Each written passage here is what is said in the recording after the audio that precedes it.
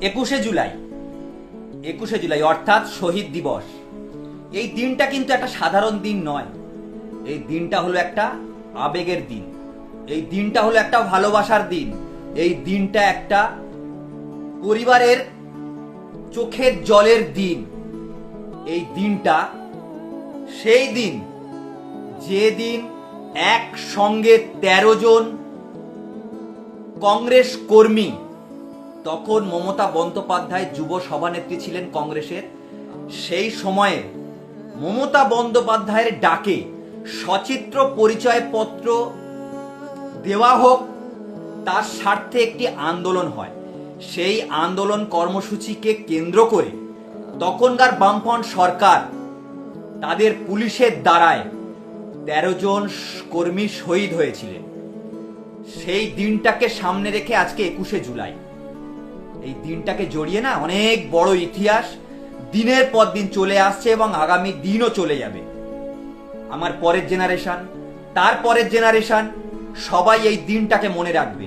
আর যখন এই দিনটাকে মনে রাখবে, একজনের কথা মাথায় আসবে, সে তার নাম হলো জননেত্রী মমতা ব্যানার্জি, মমতা বন্দ্যোপাধ্যায়।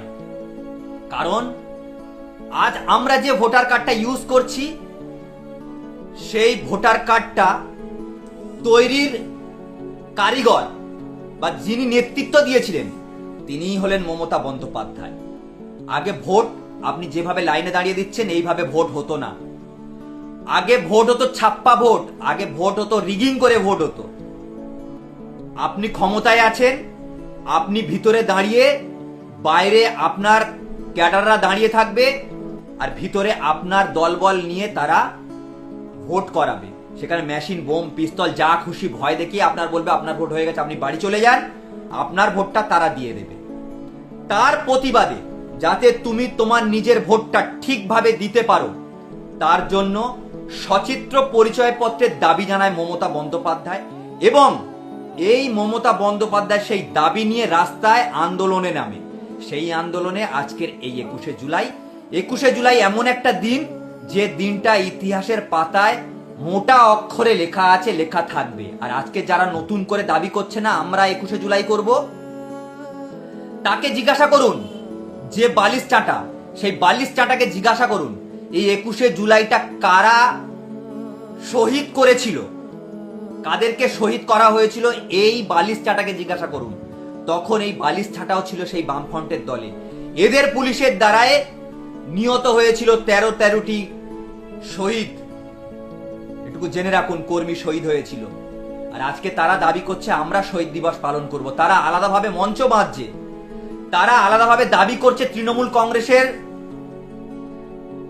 লোগো আমাদের, তৃণমূল কংগ্রেস আমাদের, সুপ্রিমো আমাদের। মানে ওদের নতুন করে আবার সুপ্রিমো তৈরি করেছে, চেয়ারপারসন তৈরি করেছে। বুঝতে পাচ্ছেন কোথায় খেলা? গাদ্দারের উপরে গাদ্দার, বালিশ চাটার উপরে আবার অরূপ রায়। বাবা, এদের গাদ্দার ভরে গেছে। আর যার শ্বাসকষ্ট হচ্ছে, যার বেনামি ধান্দাবাজি সম্পত্তি গুড়িয়েছে এই কিছু দিনে, কিছু বছরে, কিছু সময়ে, সেইগুলো বাঁচানোর জন্য আজকে বালিশ চাটার সঙ্গে যুক্ত হয়ে গেছে। আজ মমতা বন্দ্যোপাধ্যায় অন্যায়কে প্রশ্রয় দিচ্ছে না বলে তারা মমতা বন্দ্যোপাধ্যায়ের সঙ্গে থাকছে না।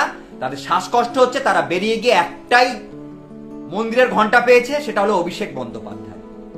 তাকে সবাই একটাই কথা বলে যাচ্ছে, মন্দিরের ঘন্টার মতো তাকে বাজিয়ে যাচ্ছে অভিষেক বন্দ্যোপাধ্যায় দলটাকে শেষ করেছে, আমরা অভিষেক বন্দ্যোপাধ্যায়কে সরালে আমরা সরে যাব।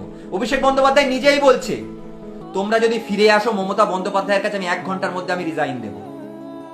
এগুলো সব না এই বালিশ চাটাদের একটা ধান্দাবাজি, আর কিচ্ছু নেই এর মধ্যে। তাই মানুষ চিনুক, মানুষ জানুক। এবং এটাও জেনে রাখুন 21শে জুলাই বিড়লা প্ল্যানেটোরিয়ামে বা বিড়লা তারামণ্ডলের সামনে মমতা বন্দ্যোপাধ্যায়ের ডাকে এক ঐতিহাসিক 21শে জুলাই হতে চলেছে। শহীদ দিবস পালিত হতে চলেছে। লক্ষ্য রাখুন, সময় কথা বলবে এবং সময় দেখিয়ে দেবে মমতা বন্দ্যোপাধ্যায়ের সঙ্গে মানুষ আছে কি নেই। আর যারা বলছে না মমতা বন্দ্যোপাধ্যায়ের দল ভেঙে শেষ হয়ে গেছে, শেষ হয়নি। যারা ধান্দাবাজ, যারা আখের গুছানোর চেষ্টা করেছে, যারা নিজের কামানোর চিন্তা করেছে, তারা মমতা বন্দ্যোপাধ্যায়ের সঙ্গ ছেড়ে দিয়েছে, মমতা বন্দ্যোপাধ্যায় তাদেরকে সরিয়ে দিয়েছে। মমতা বন্দ্যোপাধ্যায় একটা কথা বলেছে, যাদের বেরিয়ে যাওয়ার তারা বেরিয়ে যান। আমি কর্মীদেরকে নিয়ে আমি আমার এই দল ফের নতুন করে শূন্য থেকে ফের তৈরি করব, আর এটাই জেনে রাখুন সেটাই হবে। তাই 21শে জুলাই যারা আসতে ইচ্ছুক তারা মমতা বন্দ্যোপাধ্যায়ের ডাকে বিড়লা প্ল্যানেটোরিয়ামে অর্থাৎ বিড়লা তারামণ্ডলের সামনে জমায়েত হন ঠিক দুপুর 11টায় আগামী মঙ্গলবার 21শে জুলাই। আমরা আসছি, আপনারাও আসুন। একত্রিতভাবে আমরা 21শে জুলাই পালন করব, শহীদ দিবস পালন করব মমতা বন্দ্যোপাধ্যায়ের সঙ্গে। তাই 21শে জুলাই আমাদের অনেক বড় চ্যালেঞ্জ, আমরা সেই চ্যালেঞ্জ পূরণ করে দেখাবো মমতা বন্দ্যোপাধ্যায় কি করতে পারে, মমতা বন্দ্যোপাধ্যায় কি করতে পারে না। তাই মমতা বন্দ্যোপাধ্যায়ের সঙ্গে আছি, সঙ্গে ছিলাম, সঙ্গে থাকবো। শেষ রক্তবিন্দু দিয়ে আমাদের হারানোর কিছু নেই। আমাদের একটাই ভয়, আমাদের নেত্রী মাননীয় প্রাক্তন মুখ্যমন্ত্রী মমতা বন্দ্যোপাধ্যায় তিনি আবার দেখিয়ে দেবে তিনি কি ছিলেন আর কি হবেন, আর আগামী দিন কর্মী থেকে কিভাবে নেতা করতে হয় সেটা মমতা বন্দ্যোপাধ্যায় দেখিয়ে দেবে। জয় বাংলা, মমতা বন্দ্যোপাধ্যায় জিন্দাবাদ।